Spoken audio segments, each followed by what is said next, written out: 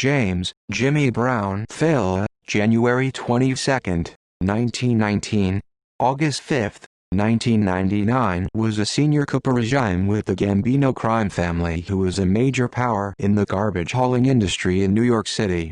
Failla's crew was based in Brooklyn, with operations stretching into Staten Island, Manhattan, and New Jersey. Early days Failla was raised in the Bensonhurst section of Brooklyn, a neighborhood dominated by New York's La Cosa Nostra families. Failla eventually relocated to a modest home in Staten Island. In 1951, Failla was convicted of bookmaking and illegal gambling charges and paid a $25 fine. During the 1950s, Failla became close to Carlo Gambino, underboss to Albert Anastasia, boss of the Gambino family. Failla later served as Gambino's chauffeur bodyguard. After the 1957 murder of Anastasia, the new boss Carlo Gambino appointed Failla as his point man in the waste hauling industry. In 1966, Failla was again fined for bookmaking and illegal gambling. In 1970, Failla was charged with contempt of court for refusing to testify before a grand jury, but the charge was later dropped. By 1971, Failla had become the copper regime in the Gambino family. Man of power and caution, Failla was one of the most respected and feared racketeers in New York, and one of the all-time top earners. A resident of Ocean Breeze, Staten Island, Failla's nickname, Jimmy Brown, derived from his fondness for brown clothes. Despite his power and wealth, Failla lived modestly. Law enforcement agents characterized Failla as being extremely cautious and constantly wary of electronic surveillance. Failla had a reputation as being one of the most discreet mobsters. During 1983, when the FBI was bugging Castellano's house, Failla was present for hundreds of hours of meetings. During that 6-month period, Failla barely spoke 10 words on all the tapes combined. To avoid electronic surveillance, Failla did not have a landline telephone in his social club in Bensonhurst, Brooklyn. He did hang a poster on the wall showing a cockroach wearing a headset with the caption, "Our bugs have ears." Failla's cautious habits allowed him to avoid criminal prosecution for many years. Failla directed a large crew that was involved in loan sharking, illegal gambling, and extortion. This crew included made members Joseph, Joey Cigars Francolino, Joseph, the Cat Lafort, Anthony Vita, Thomas, Tommy Sparrow Spinelli, Louis Astuto, Nunzio Squilent, Philip Mazzara, and Angelo Paxian. Failla's closest confidant, an associate he met in grammar school as a child, Bill Willie the Fox Martaccia, could often be found at Failla's side. Failla and others in power both recognized and respected Martaccia for his negotiating prowess in facilitating the large majority of the family's legitimate waste hauling contracts. It was no secret that New York City's garbage hauling and long-haul trucking was an industry largely under the power and control of Failla, and as such, Martaccia managed both the insurance underwriting and claims adjusting of the family's garbage hauling and long-haul trucking accounts. When in New York, Failla and Martaccia could be found together at the Veterans and Friends Social Club on 86th Street and 14th Avenue in Bensonhurst, Brooklyn. During the New York winter months, Failla and Martaccia, along with their wives and children, stayed at the beachfront Diplomat Resort near Fort Lauderdale in South Florida. Failla and his associates are notoriously known to be heavily discreet, often avoided being seen with certain individuals in public, and frequently utilized Failla's infamous walk and talk method to avoid surveillance while discussing legitimate and lawful business dealings. While Failla was feared by many, as his reputation was of a fierce and vicious operator and handler of his trade, he did in fact conduct the majority of his business in a lawful manner, which for many years forged the blockade between him and the criminal judicial system. Failla avoided incarceration for many years, which is explained by his unique manner of conducting himself and his business. Failla is acknowledged and distinguished as one of the all-time top earners for the Gambino family.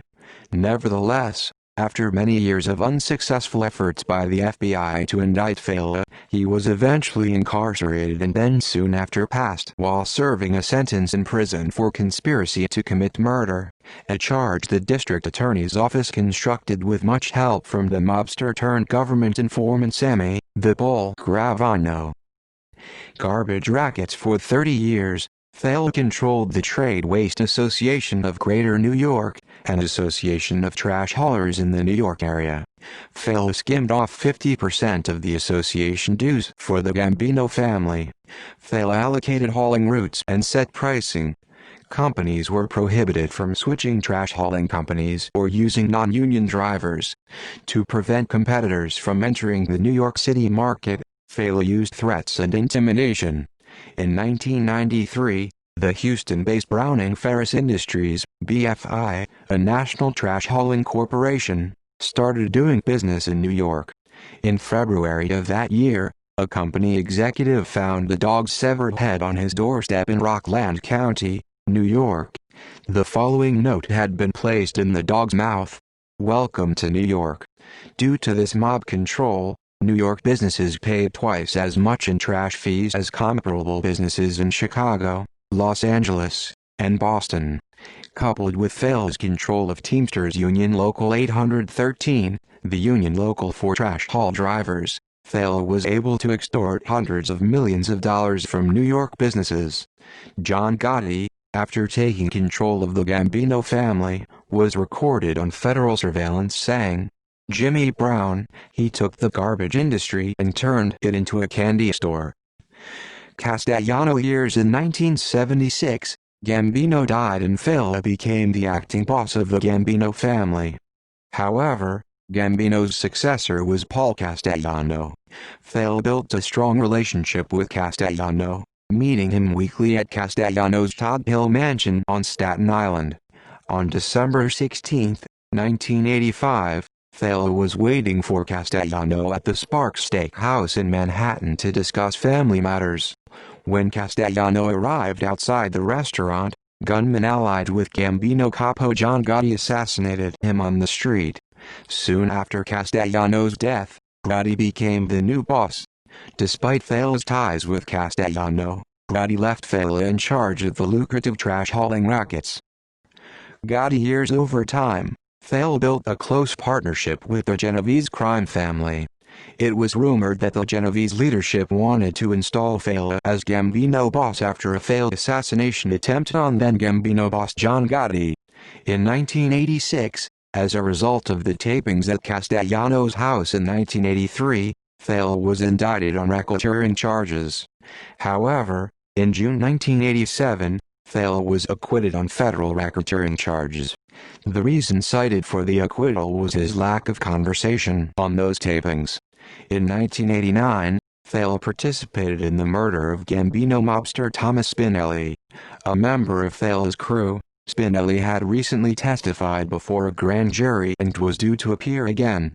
Gambino underboss Sammy Gravano ordered Spinelli's murder to prevent him from providing further testimony. Spinelli was murdered inside a Brooklyn factory. In December 1990, when Gotti went to jail awaiting trial, he appointed Failla as acting boss of the family. After Gotti's incarceration, Failla and Peter Gotti both jointly held the acting street boss position until Peter took over control completely. Prison. In 1991, Gravano became a government witness and implicated Failla in the 1989 Spinelli murder. In April 1993, Failla was charged with racketeering and murdering Spinelli. In 1994, in a plea bargain deal, Failla pleaded guilty to one count of conspiracy to commit murder. During the sentencing phase, Failla appeared in court on crutches and his lawyer pleaded for leniency based on his client's heart problems and hypertension. Failla was sentenced to 7 years in prison. On August 5, 1999, James Failla died of natural causes in a federal prison in Texas. He is buried at the Moravian Cemetery in New Dorp, New York. References